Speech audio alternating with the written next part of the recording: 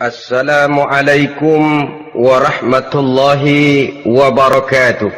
Waalaikumsalam warahmatullahi wabarakatuh. Bismillahirrahmanirrahim. Alhamdulillahi rabbil alamin. Wassalatu wassalamu ala ashrafil anbiya'i wal mursalin wa ala alihi wa ashabihil mujahidin at-tahirin, amma ba'du. Bersabda Rasulullah sallallahu alaihi wasallam, "Iza sarratka hasanatuka wa sa'atka sayyi'atuka fa anta mu'min."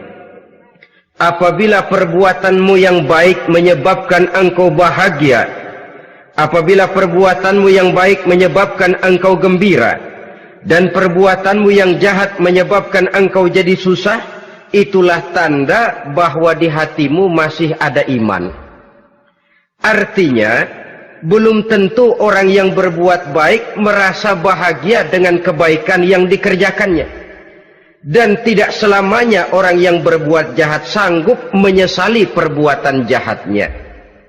Oleh karenanya, apabila iman masih ada, apabila hati masih hidup, perbuatan yang baik menyebabkan orang gembira, perbuatan yang jahat menyebabkan orang susah dan gelisah hatinya. Ini mengandung pelajaran. Sekali kita berbuat baik, jangan sekali-kali menyesali kebaikan itu. Sebaliknya, satu kali kita melakukan kesalahan, hendaknya selalu menyesalinya. Kadang-kadang dalam kehidupan, karena orang tempat kita berbuat baik itu rupanya membalas air susu dengan air tuba, kita lalu menyesali kebaikan.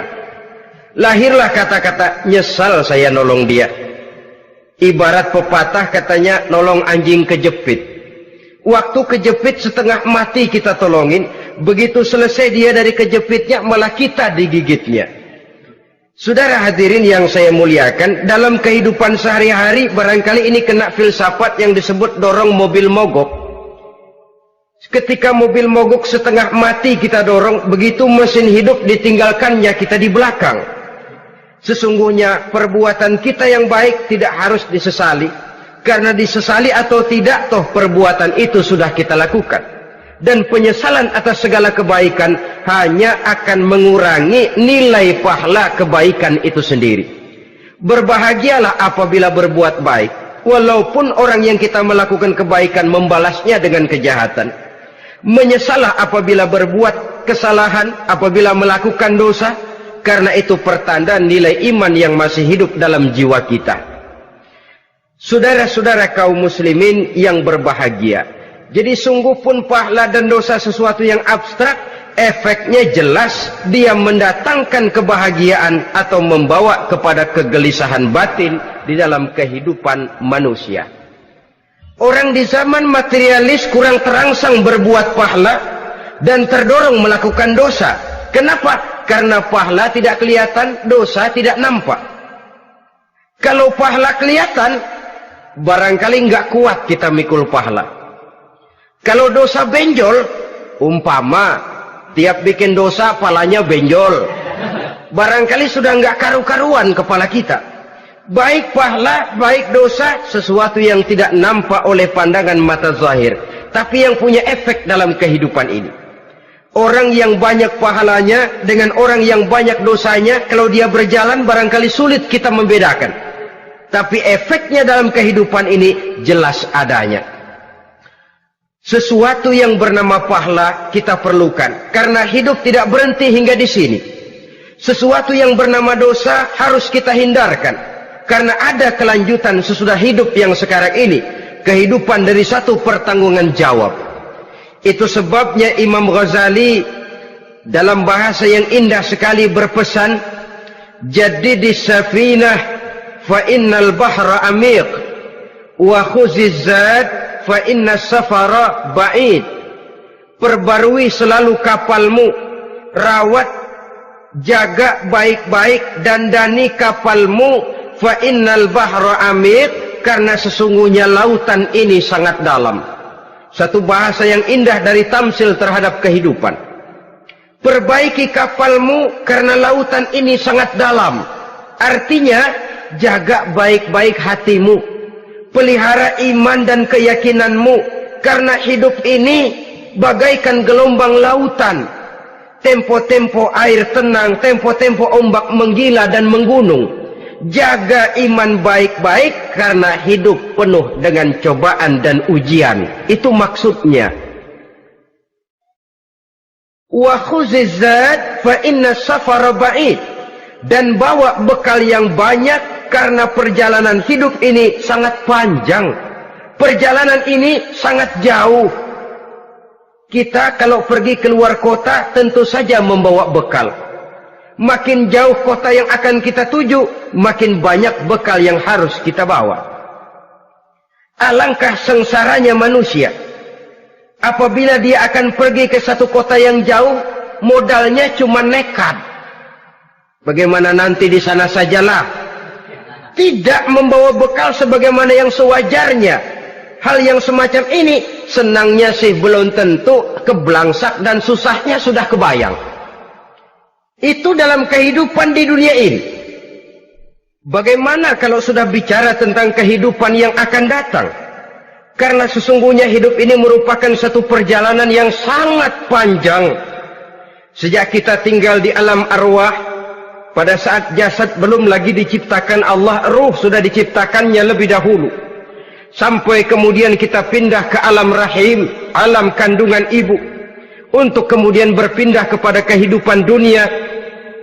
Dari dunia ini kita pindah ke alam barzakh.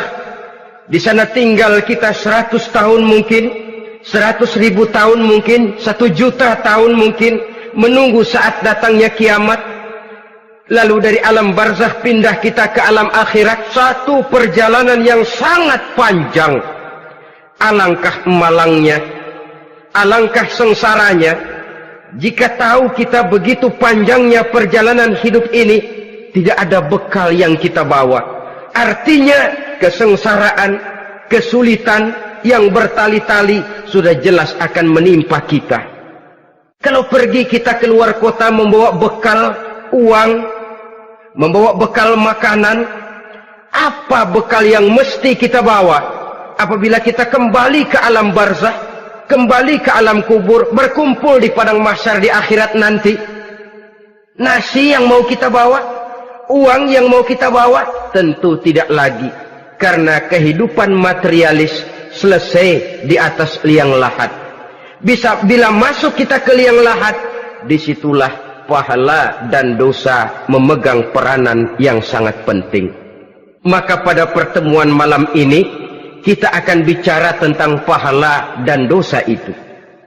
Saudara-saudara kaum muslimin rahimakumullah, yang dinamakan pahala, kata Imam Ali Al-Jurjani dalam kitab At-Ta'rifatnya, ma yastahiqqu bihi rahmatu wal maghfiratu minallahi ta'ala. Sesuatu yang pelaksananya berhak untuk mendapat rahmah dan ampunan dari Allah.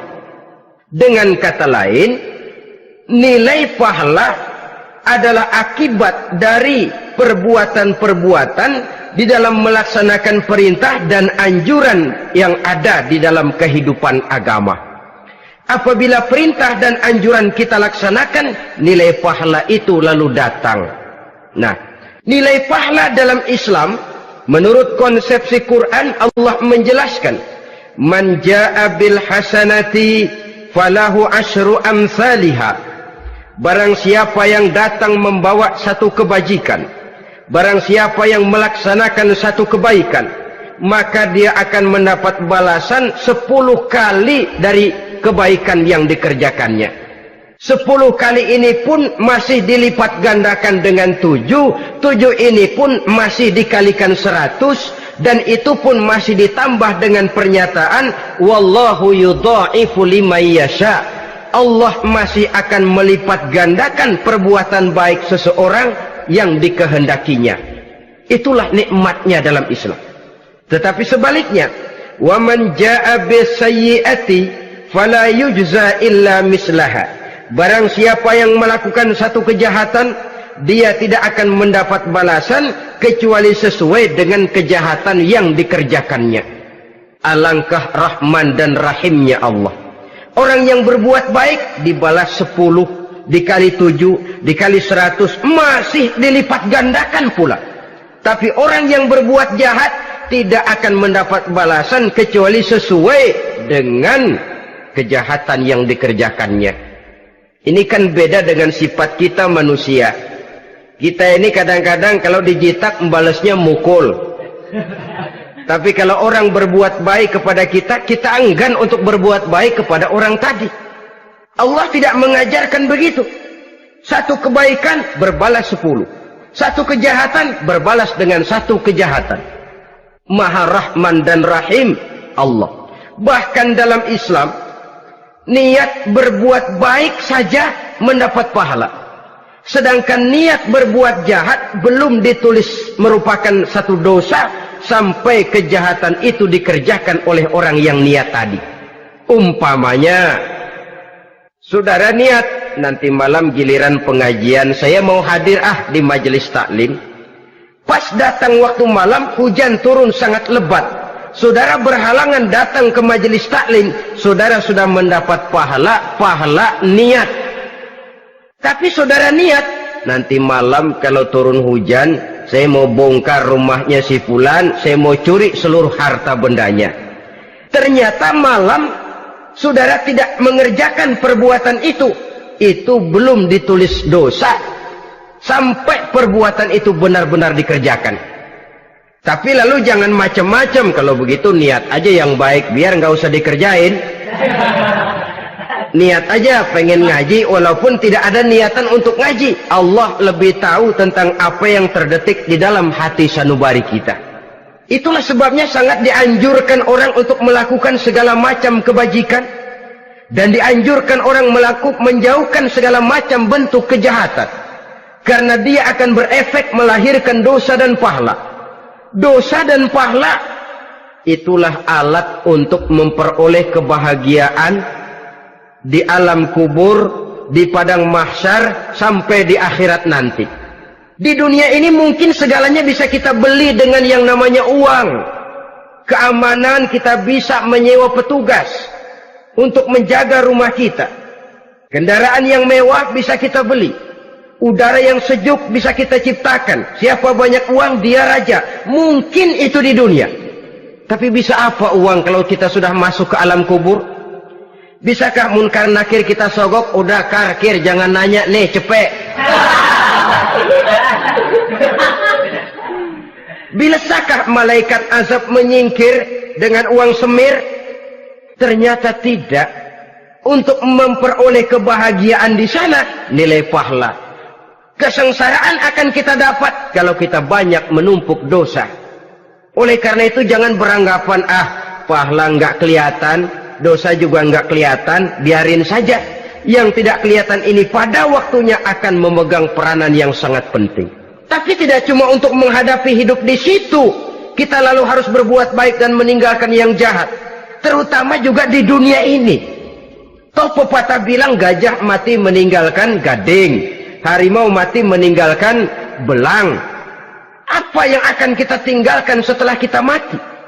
Kita ingin jasad kita boleh hancur terkubur tanah, tapi nama kita ingin hidup terus, dikenang orang 100, 1000, bahkan 1.000.000 tahun yang akan datang.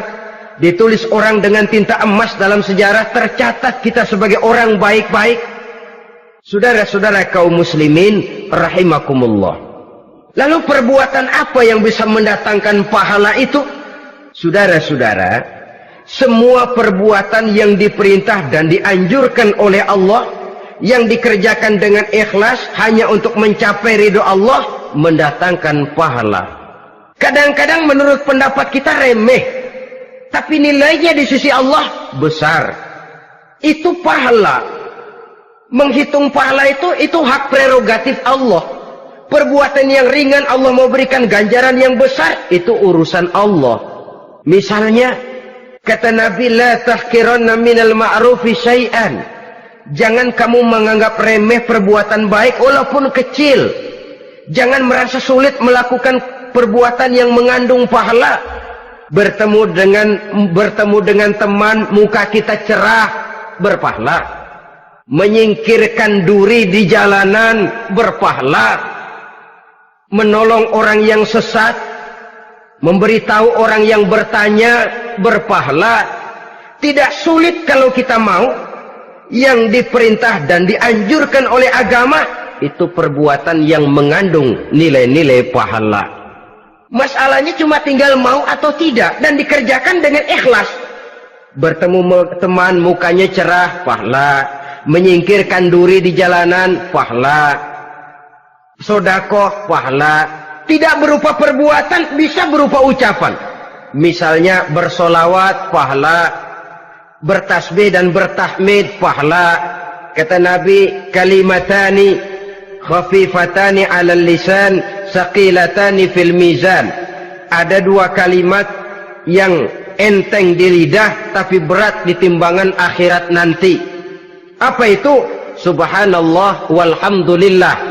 Itu kan amalan yang ringan, perbuatan yang mudah saja, tapi nilainya demikian besar dalam pandangan Allah. Jadi pendeknya, perbuatan yang bernilai pahala adalah perintah dan anjuran agama yang dilaksanakan dengan ikhlas semata-mata untuk mencapai ridho Allah, itu mengandung pahala. Niat dasarnya itu harus karena Allah, landasannya harus karena ikhlas. Bukan cuma sekedar basa-basi, tidak karena ingin dipuji orang, tidak karena mengharap tanda jasa, tapi ikhlas semata-mata.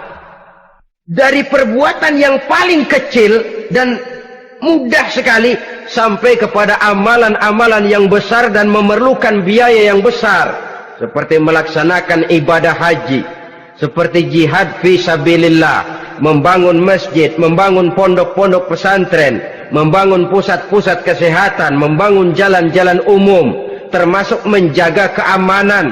Jangan dikira loh, siskamling umpamanya, menjaga keamanan kampung tidak berpahala. Kalau diniatkan ibadah, menjaga ketenangan warga supaya mereka tekun ibadah, ikhlas karena Allah, itu juga bernilai ibadah. Keluar kita dari rumah, pergi pagi, pulang sore, peras keringat, banting tulang cari nafkah buat menghidupi anak istri kita. Kalau diniatkan ibadah, melaksanakan kewajiban sebagai kepala rumah tangga, membantu orang tua sebagai anak, itu juga perbuatan-perbuatan yang mengandung pahala. Yang terbaik sesuai dengan bidang kehidupan kita. Ada orang yang dinamakan abid, ahli ibadah, pahala yang paling baik bagi dia banyak-banyak tahajud, sembahyang malam, wirid, zikir, tasbih. Ada yang dinamakan orang alim, pahala yang paling baik buat orang macam ini mengajar, menyebarkan ilmu, mendakwahkan Islam. Ada yang disebut wali, pejabat pemerintah, petugas. Amalan pahala yang paling baik buat orang semacam ini melayani masyarakat, bekerja di bidangnya sesuai dengan profesinya. Saudara hadirin yang saya hormati, jadi dengan demikian perbuatan-perbuatan yang mengandung nilai-nilai pahala ini bisa perbuatan yang menurut kita kecil namun punya nilai besar. Apalagi perbuatan besar dengan biaya yang besar, tentu makin besar juga pahala yang disediakan oleh Allah Subhanahu wa ta'ala. Oleh karenanya, kalau kita bercermin dari ayat Quran, hidup ini kesempatan untuk berbuat baik. Huwallazi khalaqal mauta wal hayata liyabluwakum ayyukum ahsanu amala. Dialah Allah, Tuhan yang telah memberikan hidup dan mati kepadamu untuk menguji kamu, siapa di antara kamu yang paling baik amal perbuatannya. Jadi tidak saya rinci, tapi cukuplah satu penjelasan global. Perbuatan yang berpahala adalah perbuatan melaksanakan perintah Allah atau anjuran Allah dengan dasar ikhlas, dengan tujuan untuk mencapai ridho Allah semata-mata. Lalu apa perbuatan yang mengakibatkan dosa itu? Saudara-saudara, dosa lahir akibat melakukan larangan Allah atau mengerjakan yang dicelaknya. Nah, para ulama ada yang membagi dosa itu menjadi dua bagian. Ada dosa-dosa kecil, ada dosa-dosa besar. Tetapi sebenarnya ditinjau dari segi hakikatnya, kalau sudah melakukan satu kesalahan yang mengakibatkan dosa, jangan dilihat besar dan kecilnya, tapi kepada siapa dosa itu kita kerjakan.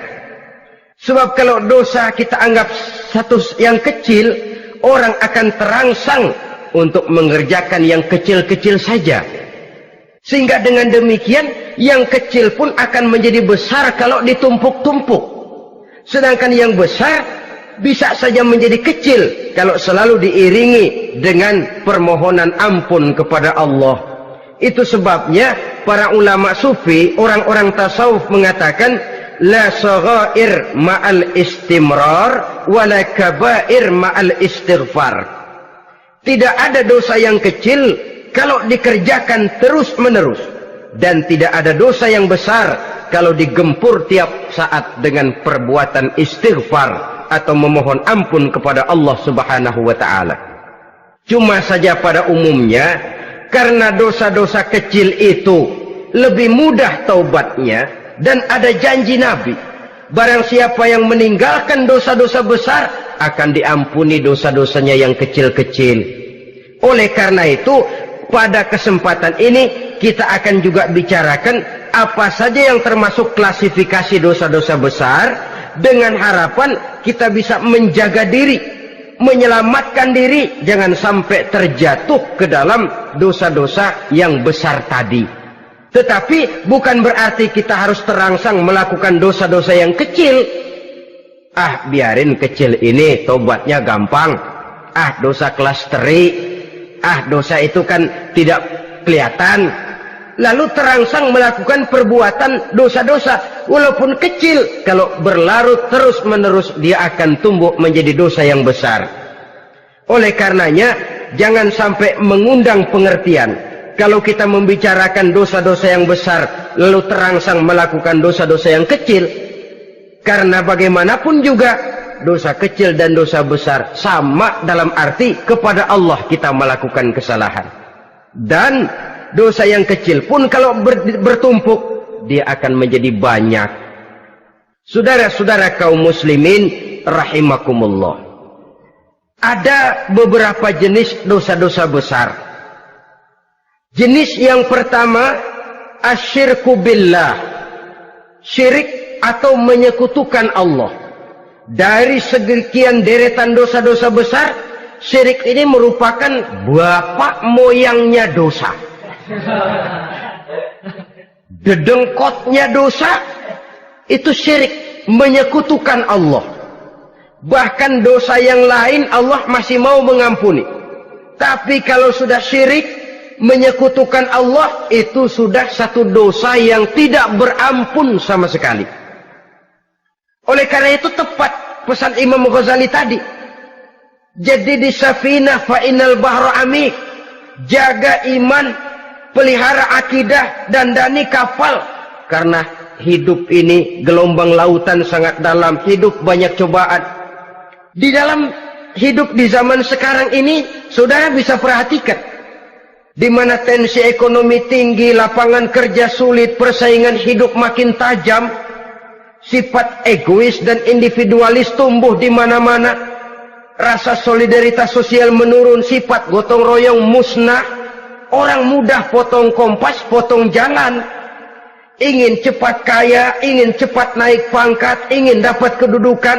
Kadang-kadang akidah pun terjual, akidah pun musnah, jatuh ke jurang syirik pun tidak jadi soal. Itu yang kita khawatirkan. Kalau dosa-dosa yang lain Allah masih mau mengampuni, tapi kalau sudah jatuh kepada syirik, Allah sama sekali tidak akan memberikan ampun. Dalam kaitan dengan ini barangkali tepat sinyalemen Imam Ali itu. Andai kata kemiskinan merupakan satu kepribadian, saya akan membunuhnya lebih dahulu. Artinya memang kemiskinan ini sering mendorong orang kepada jurang kemusyrikan. Tidak tahan menghadapi godaan perut akibat tensi ekonomi yang tinggi, lapangan kerja yang sulit. Iman pun jadilah ditukar dengan 3 liter beras. Akidah pun jadilah dibarter dengan 3 bungkus supermi, dengan pakaian bekas, dengan obat-obatan. Tidak jadi soal baginya mengejar kebahagiaan yang relatif singkat dengan mengorbankan kebahagiaan yang abadi. Persis ibarat pepatah, nyari jarum kampak hilang.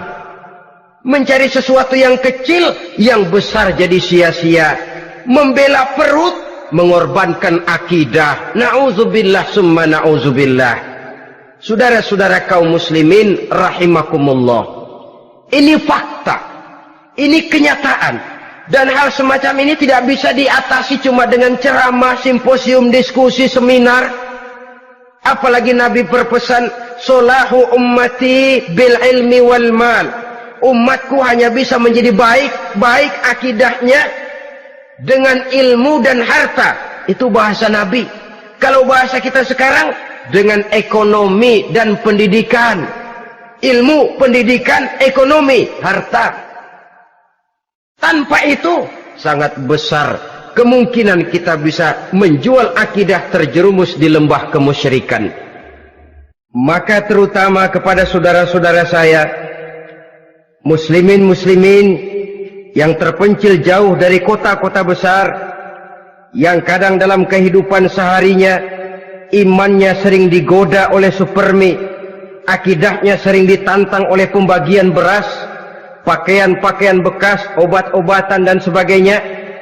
Jaga dan bentengi akidah kita. Lebih baik nyawa berpisah dari badan, asal iman jangan berpisah dari hati. Kepada adik-adik saya para remaja, para pemuda di kota-kota besar, yang iman dan akidahnya sering ditantang dengan minuman-minuman keras, fasilitas-fasilitas yang menghanyutkan, yang secara terarah dan praktis sedikit demi sedikit menggiring kita untuk keluar dari nilai-nilai akidah. Hati-hati, jaga baik-baik, sebab intan paling mahal, mutiara paling berharga, tidak lain nilai iman ini. Tergelincir kita daripadanya, jatuh ke lembah kemusyrikan, jatuh ke satu dosa yang teramat besar, yang Allah tidak akan pernah memberikan ampun lagi. Ini dosa besar yang pertama. Yang kedua, qatlun nafsi illa bilhaq, membunuh orang tanpa alasan yang benar.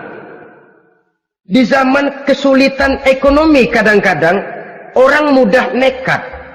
Tengok saja, kadang-kadang karena pasar uang 100-200 perak saja nyawa bisa melayang. Kadang-kadang karena urusan yang remeh, salah omong, salah ambil, salah ucap, salah pegang, nyawa bisa jadi melayang. Alangkah murahnya nyawa, seakan-akan kita yang punya. Padahal nyawa itu hak milik Allah. Tidak pantas kita merampasnya, tidak pantas kita menghilangkannya dari jasad seseorang. Oleh karenanya, membunuh orang merupakan satu dosa yang sangat besar. Jangankan kepada orang yang seakidah, orang yang lain akidah saja pun, kalau dia hidup berdamai, rukun, berdampingan, kita harus melindungi. Apatah lagi teman seakidah sendiri. Saudara-saudara kaum muslimin rahimakumullah, pantas kalau Nabi menyatakan apabila dua orang Islam sudah saling berkelahi, berbunuh-bunuhan, al-qatil wal maqtul finnar, yang membunuh dan yang dibunuh dua-duanya sama-sama masuk neraka. Sahabat heran, ya Rasul, kalau yang membunuh masuk neraka sih wajar, tapi yang terbunuh kok neraka juga, kenapa? Kata Rasul, sebenarnya dia juga cuma sudah niat untuk membunuh, cuma keduluan saja. Andai kata dia tidak terbunuh, tentu dia yang akan membunuh. Saudara-saudara kaum muslimin rahimakumullah, Islam sesuai dengan namanya adalah agama damai. Kita tidak boleh mencari-cari musuh, walaupun tidak boleh lari kalau bertemu musuh. Oleh karenanya, pantang seorang muslim menimbulkan benih keonaran menjadi biang kerok buat lingkungannya. Sesuai dengan namanya, seorang muslim adalah seorang yang dalam hidup senantiasa berusaha menebarkan salam, menebarkan kedamaian, ketenangan dan ketentraman. Dengan prinsip musuh jangan dicari, bertemu pun jangan lari. Yang ketiga, termasuk dalam kelompok dosa besar ini, syurbul khamr, meminum minuman keras. Termasuk di dalam kata khamr ini ganja, morfin, narkotik. Sebab apa? Jenis minuman semacam itu tidak hanya merusak keadaan sekarang, tapi sekaligus merusak kehidupan yang akan datang. Kalau itu jatuh di tangan generasi muda, artinya kan merusak kehidupan masa depan daripada suatu bangsa. Karena apa? Remaja dan pemuda merupakan bentuk miniatur daripada kehidupan bangsa. Akan bagaimana warna umat Islam di Indonesia, bahkan akan bagaimana warna Indonesia 30, 40, 50 tahun yang akan datang, remaja sekarang jawabannya. Kalau remaja kita sekarang ini kerjanya cuma bisa nyekek botol, insya Allah bangsa Indonesia 30-40 tahun yang akan datang akan tumbuh menjadi bangsa teler. Tidak banyak yang bisa kita harapkan. Remaja adalah gambaran masa depan dari satu bangsa, dari satu umat. Dan remaja itu di dalam dirinya secara fitrah terkumpul semua bakat, terdapat semua kemungkinan. Kita ini lahir membawa sifat pemimpin, tapi juga membawa sifat pengacau. Kita ini ada bakat jadi orang jujur, ada bakat jadi pengkhianat. Kita ini ada bakat menjadi orang baik-baik, kita juga punya bakat jadi biang kerok. Kita kemungkinan bisa jadi pemimpin bangsa, tapi juga bisa menjadi pemimpin bangsat. Nanti lingkungan dan pendidikan akan menumbuhkan, membentuk mana yang tumbuh lebih subur. Kalau lingkungan dan pendidikannya lebih banyak bercerita tentang kejujuran, maka nilai kejujuran yang akan tumbuh lebih banyak dalam jiwanya. Dan insya Allah diharapkan dia akan menjadi manusia yang jujur di kelak kemudian hari nanti. Dan masalah minuman keras ini sebenarnya berkait. Kita tidak bisa cuma menyalahkan remaja saja, menyalahkan pemuda saja. Karena bagaimanapun masalahnya kompleks. Menghancurkan sesuatu tanpa melihat kausalnya, tanpa melihat sebab akibatnya, kan sama juga bohong. Kemungkinan karena broken home, kemungkinan karena pergaulan, kemungkinan karena kurang perhatian orang tua, kemungkinan karena akibat bacaan, tontonan, atau fasilitas berupa dibukanya pabrik-pabrik minuman keras, dijualnya minuman-minuman keras, di warung-warung yang remang-remang, yang memberikan kenikmatan, kebahagiaan dan kebanggaan tersendiri, sehingga akhirnya orang terangsang untuk datang dan minum di sana. Pada dasarnya memang sepele, cuman minum, nggak ngerugiin orang lain kan? Iya, pada waktu minum. Tapi dikala sudah mabuk, out of control, apapun bisa kita lakukan. Yang kita ucapkan kita tidak sadari lagi, yang kita kerjakan tidak kita sadari lagi. Dikala itu segala macam kejahatan bukan sesuatu yang tidak mungkin untuk kita laksanakan. Nggak ngerugiin orang lain, memang pada saat mau minum. Tapi begitu minum, mabuk, kita bisa merugikan orang lain. Setidaknya merugikan diri sendiri. Pertumbuhan IQ menjadi lemah, semangat kehidupan hilang, gairah kerja menurun, kalau tidak ada sama sekali. Lalu apa yang bisa kita lakukan di dalam kehidupan? Dan akan lebih celaka kalau ini menimpa kehidupan generasi muda kita. Kadang-kadang yang ironi ya, kalau yang orang tuanya mampu barangkali masih tertolong, tapi yang orang tuanya kondisi ekonomi lemah masih kepengen teler juga. Orang tuanya nggak mampu masih pengen mabuk. Dari ganja, morfin nggak dapat, akhirnya kaleng cet diisepin. Yang penting kan bisa teler, mendatangkan satu kebahagiaan tersendiri. Itu sebabnya memang satu kejahatan menurut teori polisi ya hanya bisa terjadi karena faktor N dan K, niat dan kesempatan. Niat ada, kesempatan ada, jadi orang jahat. Kurang salah satunya, biasanya kejahatan terbendung. Niat ada, kesempatan tidak ada, sulit berbuat jahat. Kesempatan ada, niat tidak ada, tidak mungkin orang jahat. Tapi yang paling dominan sebenarnya niat. Kalau niat sudah kuat, kesempatan bisa dicari. Kesempatan bisa diciptakan, biar hansip nongkrong, ditungguin lengahnya. Iya biarin, jam 11 sampai jam 2, matanya melotot, jam 3 dia mulai ngulet, ngempet. Nah, di saat itu saya masuk ke rumahnya. Kalau niat kuat, kesempatan bisa diciptakan. Dan kalau sudah niat, ini masalah hati. Kalau sudah masalah hati, menyangkut soal moral. Moral artinya sudah masuk kepada kehidupan agama. Saudara-saudara kaum muslimin rahimakumullah. Yang keempat yang termasuk jenis dosa besar, az-zina, perbuatan zina. Di zaman pergaulan bebas dengan prinsip free love, free sex ini, tengok sudah berapa banyak gadis-gadis bergelimpangan jadi korban. Berapa banyak bayi-bayi yang lahir ke dunia tanpa tahu kemana dia mesti memanggil bapak. Apakah deretan jumlah korban ini masih harus bertambah lagi? Paling tidak, biarlah yang sudah jadi korban, tapi jangan bertambah lagi hendaknya. Masing-masing kita berupaya menahan diri. Termasuk dalam kategori zina ini, yang merupakan cabang-cabangnya, liwat, homoseks, lesbian, masturbasi. Bahkan masturbasi itu termasuk jenis zina tangan. Dan itu juga merupakan satu dosa. Di samping dosa juga merusak diri. Karena bagaimanapun juga dia akan mengurangi kemampuan daya pikir seseorang.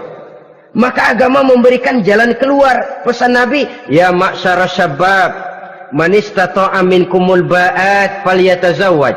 Hai para pemuda, kata Nabi, barang siapa di antara kamu yang sudah bisa ba'at, yang sudah mampu ba'at. Ba'at itu artinya memberikan nafkah, baik nafkah zahir maupun nafkah batin, falyatazawwaj, maka hendaklah dia kawin. Jadi yang maksud ba'at ini ya nafkah zahir, ya nafkah batin. Kita kadang-kadang cuma bisa ngasih nafkah batin saja sudah merasa pokoknya kan saya sanggup untuk kawin, lalu kawin tanpa kehilangan, dengan kehilangan pertimbangan. Saudara-saudara, wa in lam yastati', adapun kalau dia belum mampu, fa alaihi bisyam, hendaknya dia banyak puasa. Fa innahu lahu wija, karena puasa itu akan merupakan benteng jangan sampai orang memperturutkan hawa nafsunya. Andai kata puasa belum hobi, banyaklah olahraga para pemuda, para remaja. Karena dengan olahraga, pemikiran untuk memperturutkan hawa nafsu agak sedikit terkendali dan energi tersalurkan dalam bentuk yang positif. Pendeknya kreatif, banyak kegiatan. Ini pesan Imam Syafi'i tepat itu. Kata beliau, inni ra'aitu wuqufal ma'i yufsiduh in sala taba wa illam yajri lam yathib. Aku melihat air kalau diam rusak, tapi kalau dia mengalir jernih. Air kalau ngendap nggak ngalir, nyamuk nyarang di situ, bisa jadi sumber penyakit. Manusia hidup begitu. Kalau nggak punya kegiatan, nggak kreatif, kerjanya cuma ndelohom, ayam-ayam, akhirnya jadi ngerusak. Ngomongin orang, si Ano ngapa? Ano. Kebangetan nggak ngapa-ngapain, orang aja dipontenin. Orang diomongin, lahirlah namimah, lahirlah ghibah. Saudara-saudara, air itu kalau ngendap ada aja yang nyarang. Tapi kalau dia ngalir, orang ada kesibukan, insya Allah dia tidak akan jatuh kepada sesuatu yang bisa mengundang dosa. Isilah waktu dengan hal-hal yang bermanfaat. Karena hidup ini singkat dan tidak berjalan mundur ke belakang. Mundur hancur, berhenti diinjak orang. Sekali melangkah, jangan surut mundur ke belakang.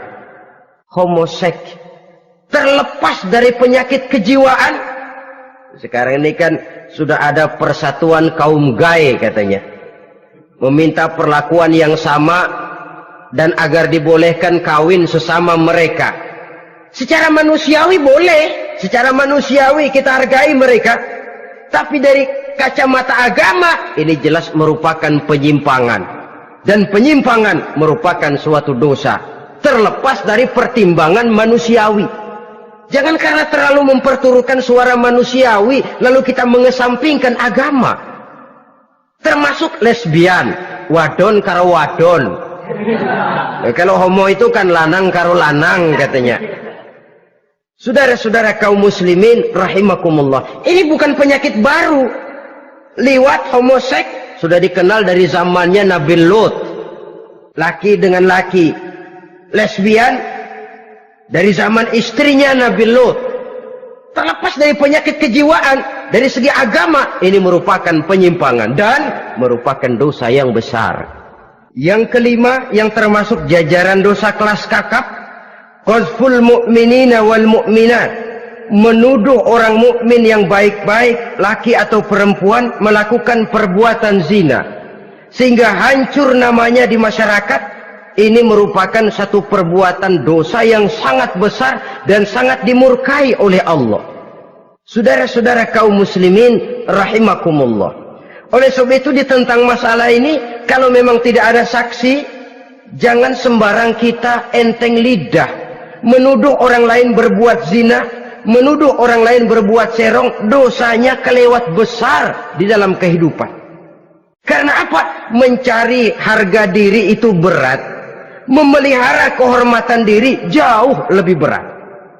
Satu kali orang dihancurkan namanya di masyarakat, dia akan terisolir jadinya.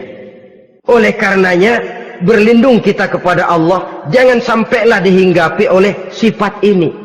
Karena sentimen kita kepada seseorang, karena hasad kita kepada seseorang, tidak senang melihat orang lain lebih maju, lalu lidah ini seenaknya saja mengucapkan kata. Padahal sanksi dan resikonya sangat besar. Yang kita tuduh barangkali mendapat pahala dari Allah. Kita sendiri yang menuduh tanpa saksi, tanpa alasan yang benar, mendapat dosa yang sangat besar. Saudara-saudara, memang kadang-kadang aneh dalam hidup ini. Seorang pelacur biasanya bisa menjaga mulutnya di masyarakat, kata-katanya baik, sopan. Kenapa? Karena mulut yang satu sudah tidak terjaga.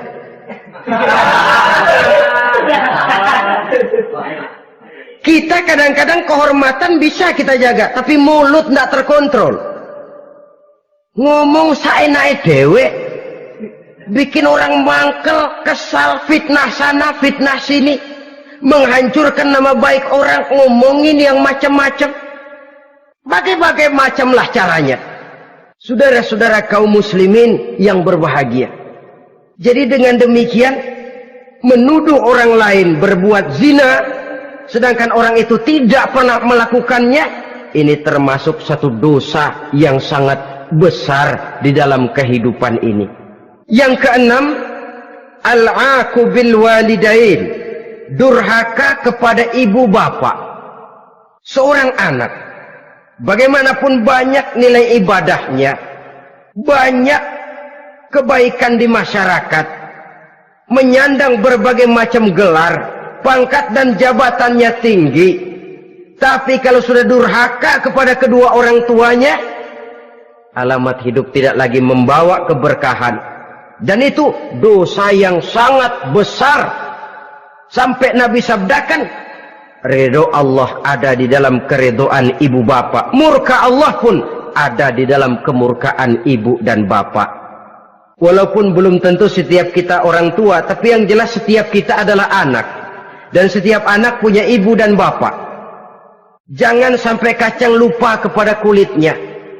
Saudara-saudara kaum muslimin rahimakumullah, durhaka kepada ibu bapak merupakan perbuatan yang sangat dimurkai oleh Allah. Apalagi ibu yang telah melahirkan kita, bahkan mengandung kita. Begitu juga bapak yang telah berusaha peras keringat banting tulang untuk mengasuh membesarkan kita. Tidak ada perbuatan baik yang kita lakukan untuk bisa menebus kebaikan daripada ibu dan bapak kita. Setidaknya kalau belum bisa berbuat baik kepadanya, kepada keduanya, janganlah menyakiti hati keduanya. Itu saja dulu yang harus dijaga. Kadang-kadang sudah berbuat baik enggak, nyakitin melulu. Sudah nyenangin belum bisa, saban sehari nyakitin saja. Padahal kedua orang tua itu doanya manjur, sebagaimana sumpahnya juga bisa jadi kenyataan, dan sering bahkan menjadi kenyataan. Sampai ibu bapak sudah wafat, sudah meninggal sekalipun, kewajiban berbakti masih harus terus dilakukan oleh seorang anak. Lalu yang ketujuh, at-tawalli yaumaz zahfi, berpaling pada hari pertempuran. Orang sedang sibuk-sibuk menghadapi musuh, maksudnya berjuang membela agama ini, dia lari menyelamatkan diri. Pengecut, mental munafik.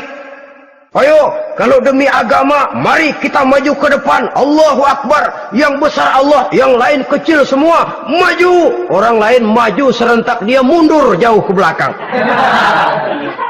Mental munafik, mental calo, istilah sekarang ini.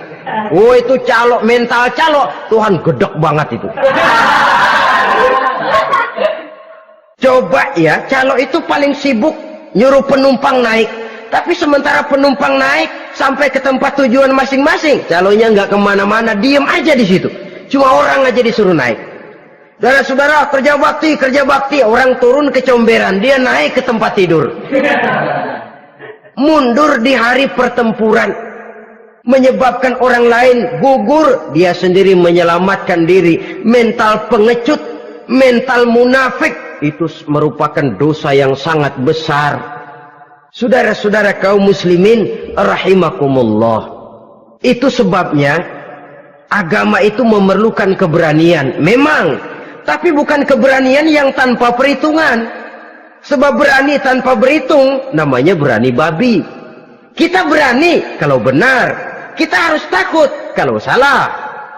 Jangan dibalik, salah berani, nekat namanya. Benar takut, pengecut namanya. Orang yang pengecut adalah orang yang takut membela kebenaran. Orang yang nekat sesungguhnya udah salah nggak malu lagi, udah salah nekat lagi, merasa rugi berbuat kebaikan, puas kalau berbuat kejahatan.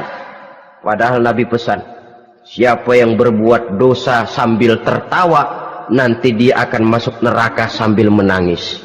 Karena itu dipesan pula di dunia ini, sering-seringlah mencuci mukamu dengan air mata taubat, cuci lidahmu dengan zikir kepada Allah, bersihkan hatimu dengan air ikhlas. Saudara-saudara kaum muslimin rahimakumullah, kan ada toh orang berbuat baik nggak gembira, tapi berbuat jahat malah puas. Atau sama saja, orang lain berbuat baik hatinya kesel, orang lain berbuat jahat dia malah mendukung, atau orang lain tergelincir berbuat jahat dia malah girang. Ini kan tidak objektif, karena yang berbuat baik orang yang dia keselin dia nggak seneng, tetapi karena yang berbuat jahat orang yang dia senengin dibenerin juga. Itu nggak objektif namanya. Mundur di hari pertempuran pada saat saudara-saudara kita sedang menghadapi musuh, sikap pengecut yang sangat dibenci Allah. Yang kedelapan, termasuk kelompok dosa besar, aklu malil yatim, makan harta anak yatim. Kadang-kadang ada orang mengeksploitir loh nasib anak-anak yatim, karena biasanya para dermawan peka kalau mendengar nasib yatim, memberikan santunan. Si yatim belum makan, yang ngurusin udah pada kenyang. Mengeksploitir, memakan harta anak yatim termasuk dosa yang sangat besar. Sehingga Nabi pesan, ana wa kafilul yatim kahataini yaumal qiyamah. Aku dan orang yang menyantuni anak yatim seperti dua jari ini di hari kiamat. Rumah yang paling dimuliakan Allah adalah rumah yang di dalamnya ada anak yatim yang hidupnya dihormati, hidupnya disantuni, keperluannya dicukupi. Maaf saja, tahap kita menyantuni anak yatim ini baru tahap setahun sekali. Kalau Muharram kita agungkanlah, kita besarkan. Lebaran yatim katanya, kita kumpulkan dana, kita usap kepala yatim, kita kumpulkan beras, kita bagikan hari itu. Perkara bulan depan kelaparan, kita tutup kuping. Perkara bulan berikutnya dia kelaparan, kita masa bodoh. Bahwa di bulan Muharram kita santuni yatim piatu itu sudah baik, tapi akan lebih baik lagi kalau kita sanggup menjadi bapak asuh mereka, memikirkan sekolah mereka, ada kontinuitas. Kalau mereka diasuh oleh orang lain, lalu bertukar agamanya, berpindah akidahnya, kita ngomel habis-habisan. Tapi kita ada kemampuan, kita tidak mau berbuat semacam itu. Ya sama juga bohong namanya. Saudara-saudara kaum muslimin rahimakumullah. Orang yang menyantuni yatim mendapat pahala besar. Tapi orang yang mengkorup harta anak yatim, dosanya juga sangat besar. Berhati-hatilah kalau kita diberikan kepercayaan oleh masyarakat untuk mengurus anak-anak yatim. Karena pahalanya besar, resikonya juga besar. Yang kesembilan, syahadatuz zur, sumpah palsu. Sebab sumpah palsu ini menggunakan nama Allah untuk sesuatu yang tidak benar. Nama kita saja dibawa untuk yang tidak benar, kita jengkel. Nama kita dipalsukan untuk sesuatu yang tidak baik, kita kadang-kadang jengkel, tidak puas jengkel, menuntut melalui saluran hukum. Kenapa? Nama saya dicatut. Bagaimana lagi kalau nama Allah kita pakai untuk bersumpah, sumpahnya palsu, menguntungkan kita, merugikan orang lain, Allah murka betul. Maka sumpah palsu termasuk deretan dosa-dosa besar. Apalagi yang ke-10, aklur riba, makan riba alias renten. Ini kan yang cepat mendatangkan uang. Kadang-kadang kalau yang bikin riba itu orang awam barangkali, ya masih kita maklumi. Kadang-kadang penyakit ini datang menimpa mereka juga yang kita kenal kebaikannya. Bahkan suka datang ke musola, rajin ke masjid. Kadang-kadang riba masih dimakannya. Karena cara cari duit paling enak. Duit utuh, tambahnya terus masuk. Na'udzubillah summa na'udzubillah. Itu yang diibaratkan dalam perjalanan Mi'raj waktu Nabi diperlihatkan neraka. Orang perutnya sebesar rumah dililit ular, diseret-seret itu hancur perutnya, dibulatkan lagi, diseret lagi, hancur lagi, dibulatkan lagi, terus menerus begitu. Dia berteriak, mengerang, mengeluh, mengaduh kesakitan. Nabi tanya, itu apa Jibril? Itu contoh dari umatmu yang suka makan riba Muhammad, makan renten. Saudara-saudara, ini kan mencekik leher orang. Orang sedang kesulitan, kelihatannya sih baik, menolong. Tapi di belakang menolong itu nyekek. Di belakang nolong itu nyekek. Dan nyekek itu sebenarnya tujuan utamanya. Orang yang menjalankan riba pada dasarnya tidak punya perikman kemanusiaan kok. Kalau dia kelihatannya mau menolong, kelihatannya motifnya mencari untung di belakang itu. Jauh dari kemanusiaan. Yang ke-11, saudara-saudara, termasuk jajaran dosa besar itu qat'ur rahim, memutuskan silaturahmi. Marah, hobi sama marah. Kalau 3 hari nggak marahan sama orang, ngebet palanya. Selalu nyari gara-gara. Kalau udah marah berlaku perpanjangan waktu. Tahun, 2 tahun, kadang-kadang seumur hidup. Saudara hadirin yang saya muliakan. Apalagi mengurangi timbangan termasuk kelas dosa besar. Makan suap termasuk dosa besar. Semir menyemir dosa besar. Apalagi bunuh diri. Nah ini, bunuh diri dosa besar.